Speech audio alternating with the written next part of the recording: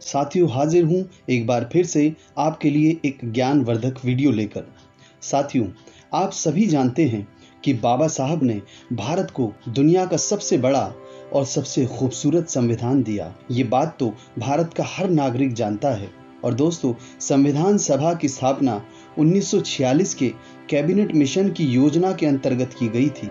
संविधान सभा में कुल 389 सदस्य थे, जिसमें 292 ब्रिटिश प्रांतों के प्रतिनिधि थे और 93 देशी रियासतों के प्रतिनिधि थे तथा 4 केंद्र शासित प्रदेशों के प्रतिनिधि थे। और दोस्तों, 9 दिसंबर सन 1946 में संविधान सभा की पहली बैठक दिल्ली संसद भवन की केंद्रीय कक्ष में हुई थी।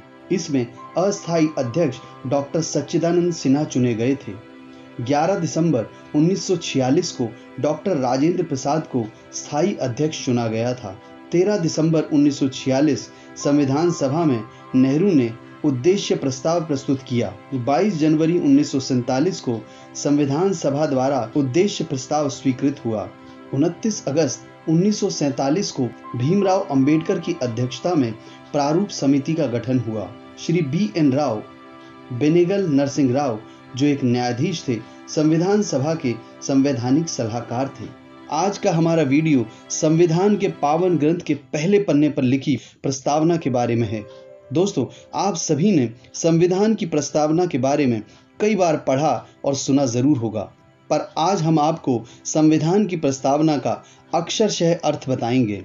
और दोस्तों, संविधान की प्रस्तावना को आप संविधान की आत्मा भी कह सकते हैं। तो चलिए दोस्तों, शुरू करते हैं आज का ये वीडियो। और दोस्तों, वीडियो शुरू करने से पहले आपसे एक गुजारिश करना चाहूँगा कि अगर आप हमारे चैनल पर नए हैं तो चैनल को तुरंत सब्सक्राइब कर दें और पास वाले बेल आइकन को भी दबा दें और लाइक तो अभी के अभी कर दें और दोस्तों और परिचितों के साथ साझा भी कर दें। तो चलिए दोस्तों, शुरू करते हैं आज का ये वीडियो, जो है संविधान की प्रस्तावना के बारे में। और दोस्तों, भारत के संविधान की प्रस्तावना कुछ इस प्रकार से है।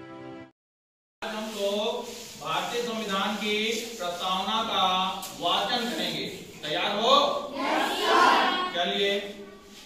हम भारत के लोग भारत को एक संपूर्ण प्रभुत्व संपन्न समाजवादी पंथ निरपेक्ष लोकतंत्रात्मक गणराज्य बनाने के लिए तथा उसके समस्त नागरिकों को सामाजिक, आर्थिक और राजनैतिक न्याय, विचार, अभिव्यक्ति, विश्वास, धर्म और उपासना की स्वतंत्रता, प्रतिष्ठा और अवसर की समता प्राप्त कराने के लिए तथा उन सब में व्यक्ति की गरिमा और राष्ट्र की एकता और अखंडता सुनिश्चित करने वाली बंधुता बढ़ाने के लिए दृढ़ संकल्प होकर अपनी इस संविधान सभा में आज तारीख 26 नवंबर 1949 ईस्वी मिति मार्गशीर्ष शुक्ला सप्तमी संवत 2006 विक्रमी को एतद् द्वारा इस संविधान को अंगीकृत, अधिनियमित और आत्मार्पित करते हैं।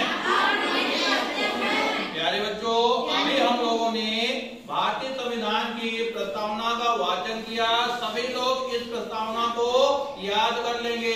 हॉलीडे में याद करके जब आप फिर से विद्यालय खुलेगा यानी जुलाई में जब आएंगे तो मैं भारतीय संविधान की प्रस्तावना पर एक कंपटीशन करवाऊंगा। जो बच्चा शुद्ध और सबसे अच्छी प्रस्तावना लिखेगा उसे उचित इनाम दिया जाएगा। सब लोग तैयार हो कंपटीशन के लिए? जुलाई में मिलते हैं फिर। हाँ, अब हम लोग भारतीय संविधान की प्रस्तावना का अर्थ जानेंगे। प्रस्तावना संविधान के परिचय अथवा भूमिका को कहते हैं। भारतीय संविधान की प्रस्तावना पंडित नेहरू द्वारा पेश किए गए उद्देश्य प्रस्तावना पर आधारित है। 42वें संविधान संशोधन अधिनियम 1976 द्वारा इसमें समाजवादी, पंथ निरपेक्ष और अखंडता जैसे शब्दों को सम्मिलित किया गया।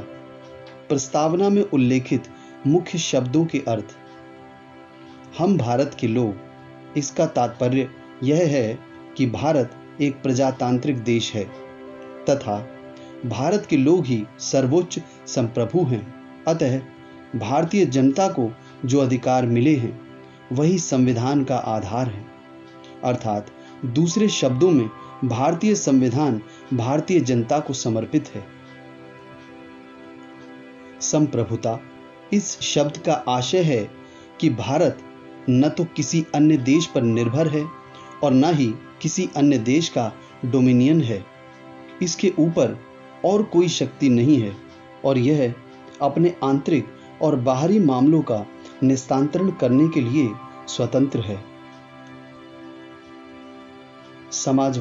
समाजवादी शब्द का आशय है कि ऐसी संरचना जिसमें उत्पादन के मुख्य साधनों पूंजी, जमीन, संपत्ति आदि पर सार्वजनिक स्वामित्व या नियंत्रण के साथ वितरण में समतुल्य सामंजस्य हो। पंथ निरपेक्ष राज्य शब्द का स्पष्ट रूप से संविधान में उल्लेख नहीं किया गया था, तथापि इसमें कोई संदेह नहीं है कि संविधान के निर्माता ऐसे ही राज्य की स्थापना करना चाहते थे। इसलिए संविधान में अनुच्छेद 25 से 28 धार्मिक स्वतंत्रता का अधिकार जोड़े गए। भारतीय संविधान में पंथ निरपेक्षता की सभी अवधारणाएं विद्यमान हैं, अर्थात हमारे देश में सभी धर्म समान हैं और उन्हें सरकार का समान समर्थन प्राप्त है।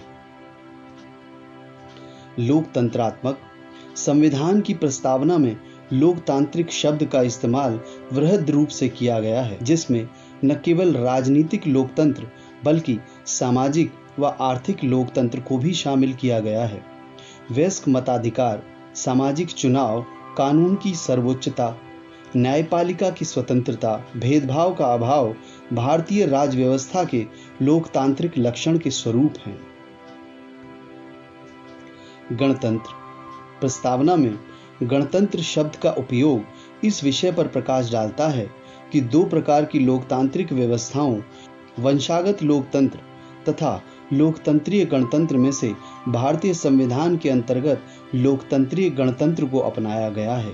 गणतंत्र में राज्य प्रमुख हमेशा प्रत्यक्ष अथवा अप्रत्यक्ष रूप से एक निश्चित समय के लिए चुनकर आता है। गणतंत्र के अर्थ में दो और बातें शामिल हैं। पहली यह कि राजनीतिक संप्रभुता किसी एक व्यक्ति जैसे राजा के हाथ में होने के बजाय लोगों के हाथ में होती है। दूसरी यह कि किसी भी विशेषाधिकार प्राप्त वर्ग की अनुपस्थिति, इसलिए हर सार्वजनिक कार्य बगैर किसी भेदभाव के प्रत्येक नागरिक के लिए खुला होगा। स्वतंत्रता, यहाँ स्वतंत्रता का तात्पर्य नागरिक स्वतंत्रता से है। स्वतंत्रता के अधिकार का इस्तेमाल संविधान में लिखी सीमाओं के भीतर ही किया जा सकता है। यह व्यक्ति के विकास के लिए अवसर प्रदान करता है। न्याय का भारतीय संविधान की प्रस्तावना में उल्लेख है, जिसे तीन भिन्न रूपों में देखा जा सकता है: सामाजिक न्याय, राजनीतिक न्याय व आर्थिक न्याय। सामाजिक न्याय से अभिप्राय है कि मानव के बीच जाति, वर्ण के आधार पर भेदभाव न माना जाए और प्रत्येक नागरिक को उन्नति के समुचित अवसर सुलभ हों। आर्थिक न्याय का अर्थ है कि उत्पादन एवं वितरण के साधनों का न्यायोचित वितरण हो और धन संपदा का केवल कुछ ही हाथों में केंद्रीकरण न हो जाए। राजनीतिक न्याय का अभिप्राय है कि राज्य के अंतर्गत समस्त नागरिकों को समान रूप से नागरिक और राजनीतिक अधिकार प्राप्त हों, चाहे वह राजनीतिक दफ्तरों में प्रवेश की बात हो अथवा अपनी बात सरकार तक पहुंचाने का अधिकार। समता। भारतीय संविधान की प्रस्तावना हर नागरिक को स्थिति और अवसर की समता प्रदान करती है, जिसका अभिप्राय है समाज के किसी भी वर्ग के लिए विशेषाधिकार की अनुपस्थिति और बिना किसी भेदभाव के हर व्यक्ति को समान अवसर प्रदान करने की उपबंध। बंधुत्व। इसका शाब्दिक अर्थ है भाईचारे की भावना। प्रस्तावना के अनुसार बंधुत्व में दो बातों को सुनिश्चित करना होगा। पहला, व्यक्ति का सम्मान और दूसरा, देश की एकता और अखंडता। मौलिक कर्तव्य में भी भाईचारे की भावना को प्रोत्साहित करने की बात की गई है। तो दोस्तों, यह था भारतीय संविधान की प्रस्तावना का अक्षरशः अर्थ। और दोस्तों, इसी तरह से हम आपके लिए नए नए इंटरेस्टिंग वीडियोस लाते रहेंगे। तब तक के लिए नमस्कार।